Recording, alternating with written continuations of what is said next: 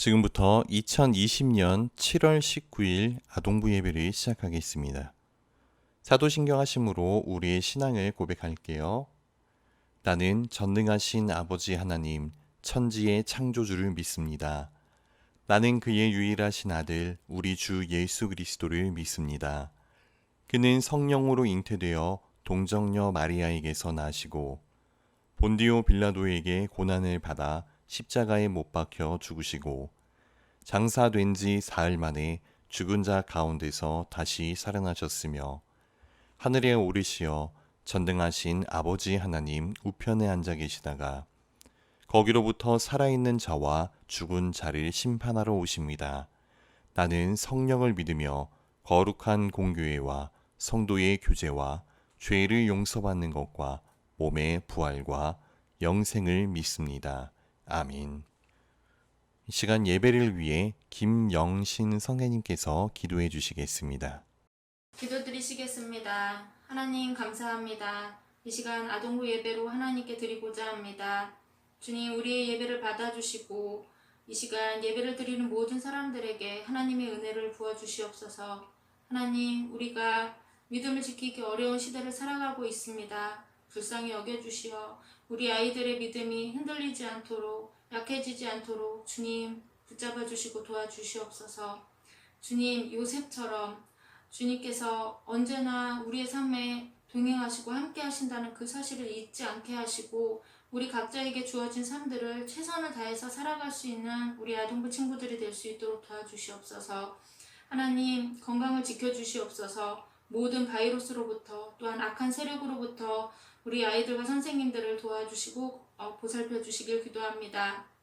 우리 선생님들은 맡겨주신 귀한 어린 양들을 위하여서 기도하게 하시고 또한 우리 아이들은 교회를 잊지 않고 또 교회를 좋아하는 마음이 사라지지 않도록 주님 지켜주시옵소서.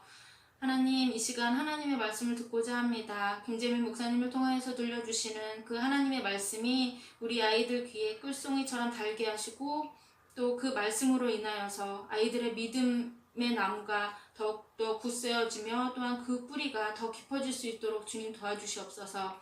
하나님, 우리가 속히 만나서 함께 예배할 날들을 기대하고 소망합니다. 하나님 도와주시옵소서. 이 시간 우리를 사랑하시는 예수님의 이름으로 감사하게 도드립니다. 아멘. 오늘 나눌 하나님 말씀은 출애굽기 2장 16절부터 25절 말씀입니다. 목사님이 봉독할게요. 미디안 제사장에게 7딸이 있었더니 그들이 와서 물을 길어 구유에 채우고 그들의 아버지의 양떼에게 먹이려 하는데 목자들이 와서 그들을 쫓는지라. 모세가 일어나 그들을 도와 그 양떼에게 먹이니라. 그들이 그들의 아버지 르우엘에게 이를 때에 아버지가 이르되 너희가 오늘은 어찌하여 이같이 속히 돌아오느냐. 그들이 이르되 한 애굽 사람이 우리를 목자들의 손에서 건져내고 우리를 위하여 물을 길어 양떼에게 먹였나이다. 아버지가 딸들에게 이르되 그 사람이 어디에 있느냐. 너희가 어찌하여 그 사람을 버려두고 왔느냐. 그를 청하여 음식을 대접하라 하였더라. 모세가 그와 동거하기를 기뻐하며 그가 그의 딸 십보라를 모세에게 주었더니 그가 아들을 낳음에 모세가 그의 이름을 게르솜이라 하여 이르되 내가 타국에서 나그네가 되었음이라 하였더라. 여러 해 후에 애굽 왕은 죽었고 이스라엘 자손은 고된 노동으로 말미암아 탄식하며 부르짖으니 그 고된 노동으로 말미암아 부르짖는 소리가 하나님께 상달된지라.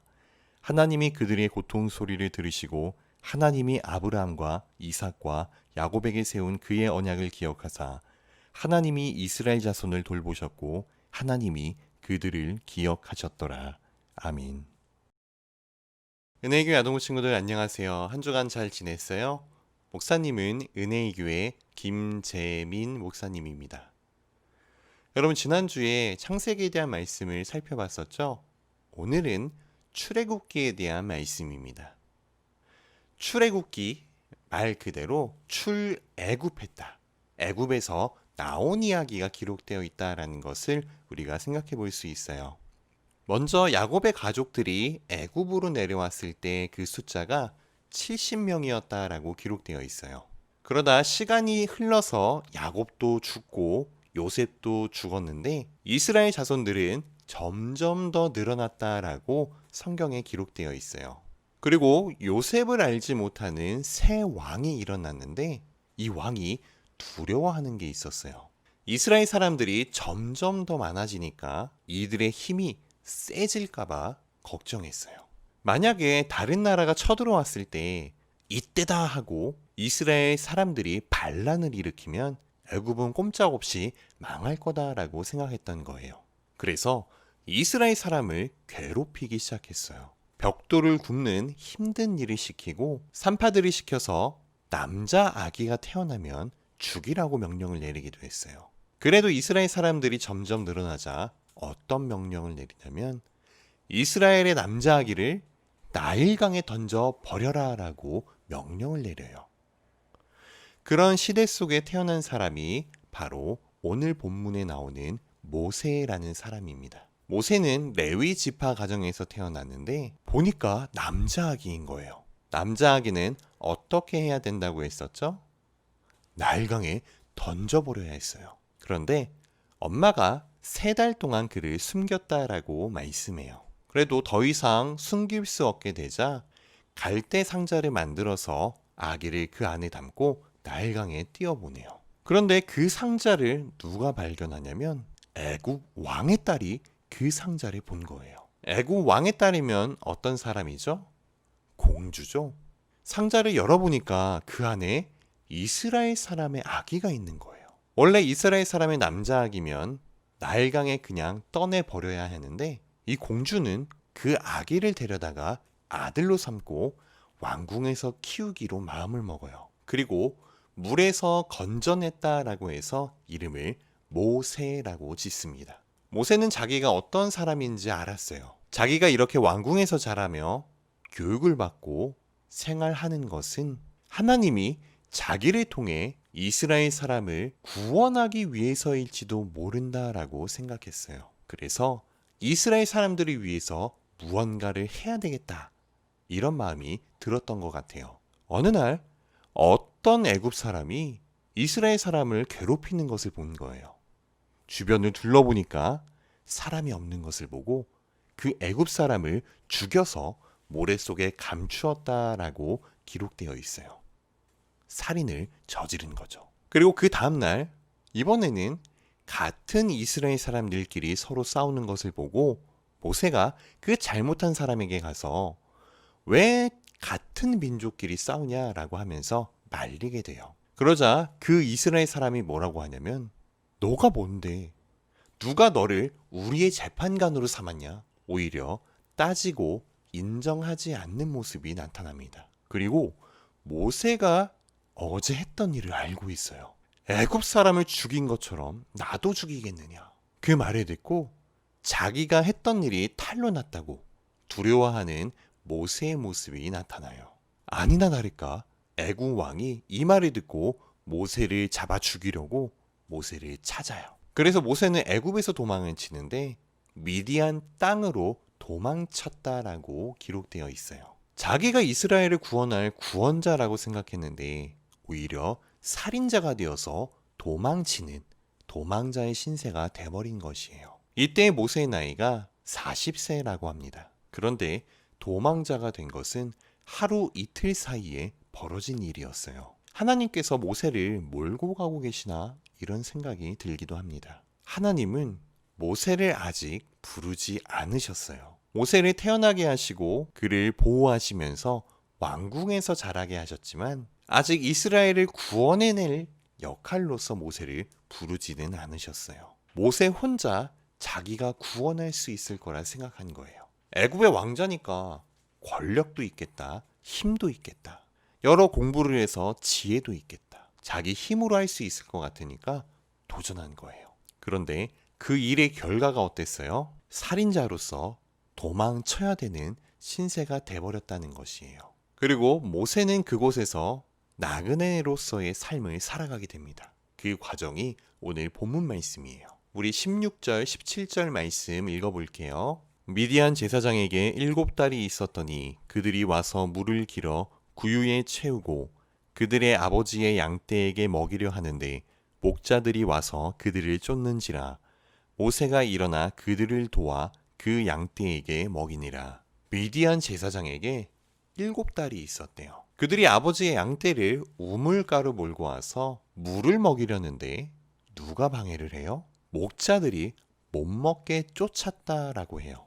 18절에서 아버지가 그 딸들이 온 것을 보고 왜 이렇게 빨리 왔느냐라고 묻는 것을 보면 이런 일들이 한두 번 있었던 것은 아닌 것 같아요. 그런데 이번엔 누가 딸들을 도와줬어요? 모세가 도와서 양떼에게 물을 먹였다라는 것이에요. 참 신기한 것은 모세가 이스라엘 자손을 어려움에서 구하려고 그렇게 노력했을 때는 살인자가 되어서 도망쳐야 했는데 지금 이방 땅 미디안에서는 목자들의 손에서 구해주고 양떼들에게 물을 먹이고 있다는 사실이에요. 그렇게 해서 딸들이 아주 기분 좋게 집으로 갑니다. 그리고 아버지 루엘에게 어떤 일이 있었는지를 이야기해요. 그러자 아버지가 뭐라고 하냐면 그 사람을 청하여 음식을 대접하게끔 해요. 그리고 그 딸들 중에 한 명 십보라를 모세의 아내로 줍니다. 그리고 아들을 낳게 되는데 우리 22절 말씀 한번 읽어볼게요. 그가 아들을 낳음에 모세가 그의 이름을 게르솜이라 하여 이르되 내가 타국에서 나그네가 되었음이라 하였더라. 모세가 아들 이름을 뭐라고 지었죠? 게르솜. 게르솜의 뜻은 내가 타국에서 나그네가 되었습니다. 지금 자신의 처지를 모세가 알고 있어요. 하나님께서 나를 타국으로 보내셔서 나그네로 살게 하시는구나. 그래서 자기 아들의 이름을 나그네라는 뜻으로 게르솜이라고 짓습니다. 모세는 이제 자기 힘으로 할 수 있는 것이 없어요. 예전에는 자기 민족을 구원해내려는 의지가 있었고 힘도 있었어요. 하지만 결국 살인죄로 도망쳐야 했습니다. 그러다 이제 한 가정을 꾸리고 그냥 양치면서 살아가는 게 자기 인생인 줄 알았어요. 그렇게 40년의 시간이 지나갑니다. 아무것도 아닌 것 같은 일상이에요. 우리는 힘있고 능력 있고 권력이 있을 때 무언가 이룰 수 있다고 생각하는 것 같아요. 그런데 내 힘으로 하다가 뭔가 일이 잘 안 풀리면 꿈도 희망도 잃고 절망에 빠지기도 합니다. 나는 아무것도 아니구나. 내가 할 수 있는 게 아무것도 없구나. 그런데 그때 하나님께서 일하신다라는 사실이에요. 24절, 25절 말씀을 읽어볼게요.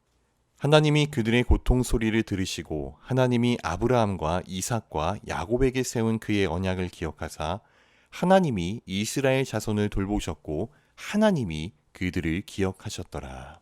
어떤 말이 반복되는 것 같아요? 계속 주어가 반복되고 있어요. 하나님이 들으시고 하나님이 기억하사 하나님이 돌보셨고 하나님이 기억하셨다. 이스라엘을 구원으로 이끌어가는 분은 모세가 아니라 누구시라는 거예요? 하나님. 그러면 모세는 아무것도 하지 말아야 할까요? 미디안 땅에서의 40년의 시간은 모세가 무언가 자기 힘으로 하려고 해서 실패한, 낭비된 시간일까요? 여러분은 어떻게 생각하세요? 하나님의 부르심과 상관없이 자기 힘으로 할 수 있다라고 생각한 모세가 꺾어지고 절망에 빠지기 시작했어요. 그런데 놀랍게도 그때부터 하나님이 일하기 시작하시는데 도망자의 인생이 남을 도와주고 건져주고 있어요. 도망자의 인생이 오히려 양떼들을 먹이는 역할을 해요. 이것을 통해서 모세에게 너가 구원을 이루는 것이 아니라 내가 구원을 이룬다라는 것을 보여주고 계세요. 모세는 느끼지 못했지만 하나님이 기다리시고 만들어 가시는 시간이 바로 이 미디안 40년의 시간이었다는 사실이에요. 그러니까 굉장히 귀한 시간이었고 모세에게는 꼭 필요한 시간이었다라는 것이에요. 우리가 하나님의 일을 한다고 할 때는 화려함만을 생각할 때가 있어요. 더 능력 있고 더 힘이 있고 더 영향력이 있어야만 내가 하나님의 일을 할 수 있다라고 생각하기도 해요. 그런데 막상 하다가 일은 꼬여서 도저히 무언가 할 수 없는 상태가 될 때 이젠 다 틀렸다라고 단정짓고 낙심할 수 있습니다. 그런데 하나님은 어떤 하나님이세요? 나는 이방 땅에서 나그네가 되었습니다. 이런 내가 뭘 할 수 있겠습니까? 그것도 80세의 노인이 된 모세를 하나님이 부르셔서 하나님의 일을 이루어 나가시는 능력의 하나님이시다라는 사실이에요. 이 말은 하나님이 일하시도록 나는 손 놓고 있으면 되겠네, 이런 말이 아니라 나와 함께 하시는 하나님을 바라보고 있느냐, 이런 질문을 우리에게 던져줍니다. 하나님께서 원하시는 것은 내가 무언가 화려한 일, 대단한 일을 이루어내는 것이 아니라 너가 내 앞에 있기를 원하시는 거예요. 모세가 이 미디안 40년 동안 무엇을 이루었을까요? 가정을 이루고 양친 것밖에 없어요. 그런데 하나님은 그 40년 동안 만들어 가셨다라는 것이에요. 그래서 우리가 눈에 보이는 것만으로 판단하는 것이 아니라 우리 마음의 중심이 하나님과 얼마나 진짜 관계를 맺고 있냐, 여기에 진짜 신앙이 나타난다는 것입니다. 이스라엘 자손의 고된 노동으로 말미암아 부르짖는 소리가 하나님께 상달되었어요. 그런데 모세는 늙고 힘이 없고 나그네가 됐어요. 그런데 하나님이 그들을 돌보시고 기억하셨다. 우리가 이것을 기억했으면 좋겠습니다. 나는 실패할지 몰라도 나를 부르신 하나님은 실패하지 않으신다. 연약한 나를 통해서 오히려 하나님의 위대하심이 드러날 수 있는 우리 모든 아동부 친구들 되기를 바랄게요. 기도할게요. 하나님 감사합니다. 모세를 부르신 하나님의 말씀을 또한 듣게 하시고 우리에게 소망이 되게 하심을 하나님 감사합니다. 나를 향해 계획하신 하나님의 일들, 내가 나의 힘만을 가지고 이루어내려고 하는 것이 아니라 그 일을 이루어 가시는 하나님을 바라볼 수 있는 우리가 되게 해주세요. 때로는 우리의 부족함과 연약함 때문에 실망하고 낙심할지라도 그보다 더 크신 하나님, 모든 일을 하나하나 이루어 가시는 하나님을 더욱 신뢰함으로 나아갈 수 있도록 주님 붙잡아 주세요. 어디에 있든 무엇을 하든 더 하나님의 말씀을 따라 살아가기를 원합니다. 주님, 연약한 우리를 붙잡아 주시고 더욱더 하나님의 일을 이루어 가는데 도구로 쓰임받게 해주세요. 은혜를 감사드리며 예수님의 이름으로 기도드립니다. 아멘. 시간 헌금을 위해 기도하겠습니다. 헌금은 교회에 올 수 있을 때 가지고 오시면 좋을 것 같아요. 기도하겠습니다. 하나님, 감사합니다. 오늘도 귀한 주일 허락하시고 우리로 하여금 주님 앞에서 예배할 수 있게 하시니 감사합니다. 우리의 마음과 정성을 다해 예배하는 이 시간이 되게 하시고 예배 가운데 함께 하시는 하나님을 온전히 느낄 수 있는 우리 모든 친구들 되게 해주세요. 또한 정성껏 예물 드리게 하시니 감사합니다. 이 예물 기쁘게 받아주시고 하나님 원하시는 곳에 잘 사용될 수 있도록 주님 붙잡아 주세요. 우리가 살아갈 때에 하나님을 잊지 아니하기를 원합니다. 언제나 우리와 동행하시고 우리를 선한 길로 인도하시는 하나님이심을 잊지 않게 해주세요. 그로 인해 우리가 슬퍼하고 힘들어하는 것만이 아니라 기쁨과 감사하며 나아갈 수 있는 우리 모든 친구들 되게 해주세요. 은혜를 감사드리며 예수님의 이름으로 기도드립니다. 아멘. 주기도문 하심으로 예배를 마치겠습니다. 하늘에 계신 우리 아버지, 아버지의 이름을 거룩하게 하시며 아버지의 나라가 오게 하시며 아버지의 뜻이 하늘에서와 같이 땅에서도 이루어지게 하소서. 오늘 우리에게 일용할 양식을 주시고 우리가 우리에게 잘못한 사람을 용서하여 준 것 같이 우리 죄를 용서하여 주시고 우리를 시험에 빠지지 않게 하시고 악에서 구하소서. 나라와 권능과 영광이 영원히 아버지의 것입니다. 아멘. 여러분 예배 잘 들으셨어요? 오늘도 바로 퀴즈 들어갑니다. 모세의 아들의 이름은 무엇일까요? 내가 타국에서 나그네가 되었습니다. 이런 뜻을 가진 이름이죠. 아는 친구들은 목사님에게 문자를 보내주시거나 유튜브에 댓글로 남겨주시면 목사님이 선물해 드리겠습니다. 여러분 한 주간도 잘 지내시고 다음에 뵐게요. 안녕.